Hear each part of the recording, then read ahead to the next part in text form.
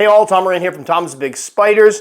Well, just over a year ago, my Poecilotheria Formosa or Salem ornamental had one of the worst molts I've ever seen a spider experience.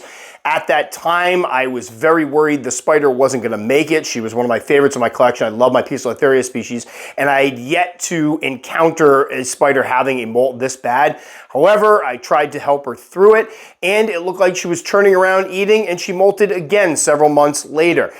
This time, things again didn't go very well, and I was starting to lose out hope that the spider was going to eventually recover. But there's one thing to remember: tarantulas are very, very tough animals, and a potentially bad molt doesn't necessarily spell the end for them. So now here we are, a year and a month, even a couple days even later, and she is molted again, and things have gone a little better this time. So what we're going to do here is I'm actually going to present parts of the first two videos just for folks that didn't see what happened the first time. I know when I posted the second video, some hadn't seen the first video. I think to really appreciate how far she's come, we should go back, review that first molt, review that second molt, which was almost just as bad, and then we'll go ahead and see how she is now. Now, for those of you who don't want to watch the whole first two videos again, or parts of the whole two videos again, completely understand that. So what I will do is go ahead down here and put the time to start the video for the newest footage. I will also put a link to that in the description so you guys can jump right into the new stuff, and it is worth checking out.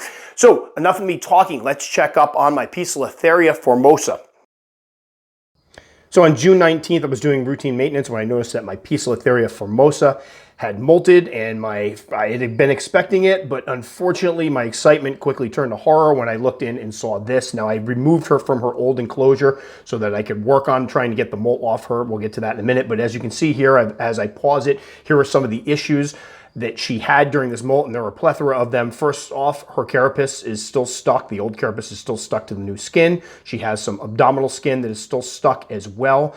Her legs on the right-hand side are malformed and weakened from her trying to struggle to get out of the old molt. She did some damage to herself. You can see they're kind of bent at odd angles there.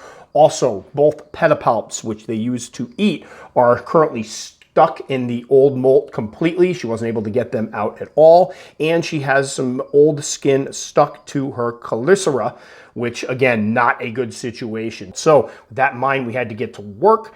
And what we did here is, this is her after I did some work on her. And again, I did not want the camera going at this point when I was doing the actual work on her because it was kind of tough. But as you can see here, that is the old molt with, unfortunately, the pedipalps still stuck inside. That is some of the other molt that I was able to trim away. What I did is I went in with a small pair of scissors and trimmed away as much as I could without having to get into the stuff that was stuck. And as you can see here, to the left are the removed pedipalps, and unfortunately, while I was trying to take some of the old molt off, she actually twisted off and popped one of them off completely on her own. They can do that, and if they do it in the right spot, it actually seals off from having it bleed out, which she did, but you'll notice there is also some cornstarch on there, which I applied via a Q-tip or a cotton swab just to make sure she wasn't going to bleed out because she had just molted and obviously was not in good shape.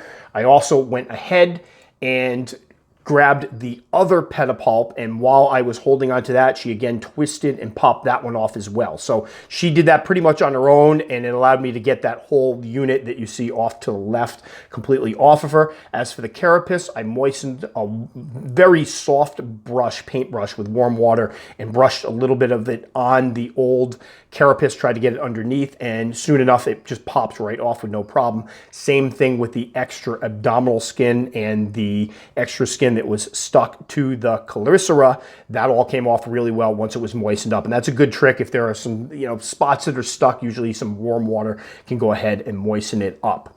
All right, now this clip here is taken on June 30th, and it was actually my second attempt to feed her. The first attempt, I broke a cricket up, kind of tore it apart, left it in there. She ignored it. The next time I wounded one and dropped it in front of her, came back the next day, and there is the bolus from the cricket. She was actually able to eat. This was huge because there was a point where she looked so bad off that I really considered euthanizing her because I wasn't sure of the quality of life she was going to have, if she was going to be able to eat, but I figured I would give it a shot. So she did eat that cricket, which was absolutely amazing. I don't think I've ever been so excited to see that a spider ate. As you can see, her right legs, she does have some ability with them, but they are quite weak and still misshapen and bent. If they are causing her too much trouble, she can obviously cast them away on her own, but she seems to be doing okay with them right now.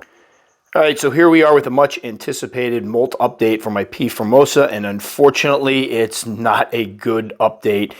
I came up to the tarantula a couple days ago and noticed that she was starting to lay down a molt web over here, a molt mat.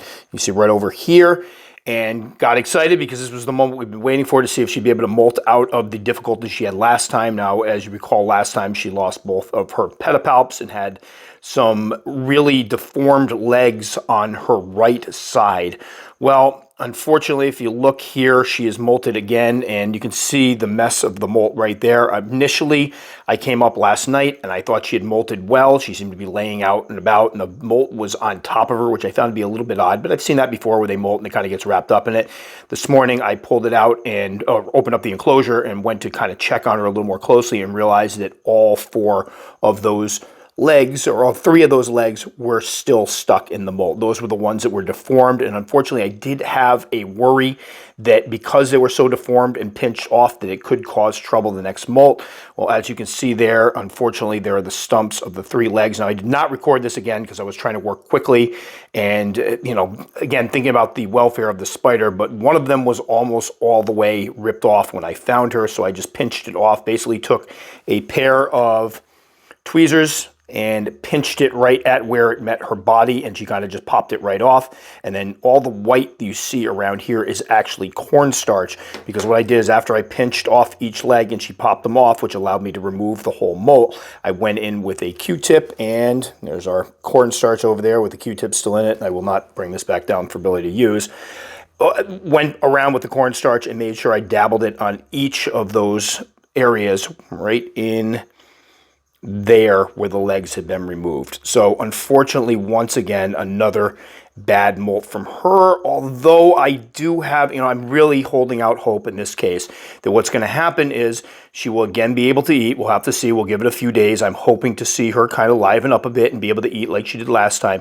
And then this time there should be nothing stopping her from healing up those other legs, growing those other legs back, and having a good molt. Now, I don't know if you can see in here. If you look closely, you can see one of the pedipalps that is growing back. It's a little bit smaller than it was before. When they do regenerate their legs, they're a little smaller. It's kind of like when you get a flat tire in a car, and you get the little donut. They get the little donut legs. So she has two little donut pedipalps, so at least those grew back. And she does have one leg on this side, which should allow for some decent mobility. I hope we'll see how it goes. First off, I'm going to apologize for my voice. I'm getting over the Rona and I'm a little bit stuffy, but here is an update on my Poecilotheria formosa. This was the one that had the bad molt last year, just over a year ago.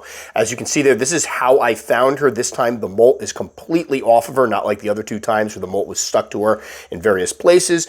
And as you can kind of see here, some of those legs are back that she was missing last time. Also, the two pedipalps have picked up quite a bit of size. She had the little training wheel pedipalps last time. Now they're a little bit bigger, getting closer to their max size. Now, you can't quite see it there, but she has grown. The three legs that she was missing have grown back, and they're smaller, and I couldn't tell at this point if they were usable or deformed because she had just molted. But what's missing is the one leg that had remained after the last molt. That front leg is gone. That one is not there. So apparently there were some problems with that one as well, because that one is currently inside the molt.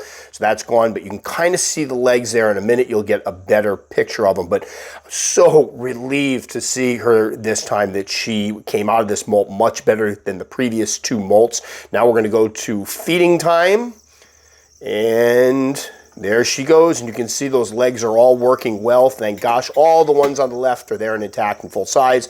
On the right, there are three. Those three little legs you can see there, as she gets some more crickets, are the ones that were missing in the last molt. They grew up, and now they've got like the little donut tire legs.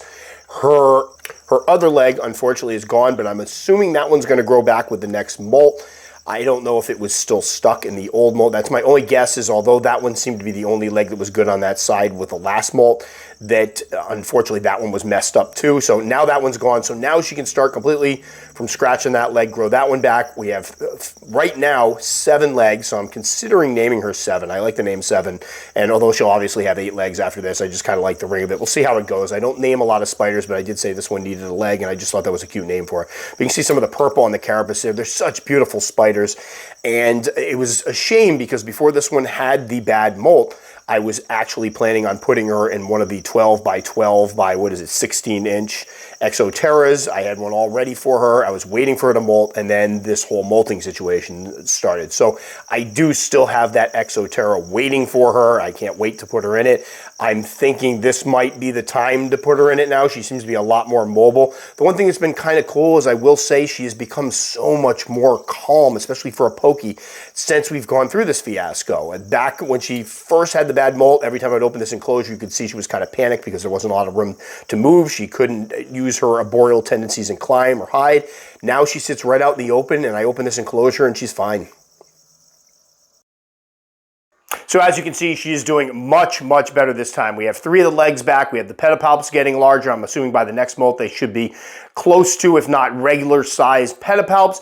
And I'm guessing now that she's healed some of the worst of her wounds, that other leg will come back no problem. So really excited to see where this one goes. Again, we have the cage sitting right over there that she'll be going into. As for a name, after rewatching this, I do like the name 7. Obviously, she's going to grow that leg back. I'm pretty confident of that now. At least I'm hoping. Things are going very well. But I do like the name 7, so we're going to go ahead and give that to her. She'll be one of the rare spiders in my collection that has done something that is, I don't want to say earned her a name, but has made it pretty obvious that I need to name her. So that will do it for this one. As always, if you'd like to enough to subscribe, very much appreciate it. Click the little circle up in there. I'll put 2 more videos over here, probably the previous 2 videos if people want to check them out in their entirety. As always, if you take the time to comment, I will take the time to respond. Just know it can take me a couple days. And of course, when she molts again and when I rehouse her, there will be an update for that as well. Thanks as always for watching. We'll catch you all next time.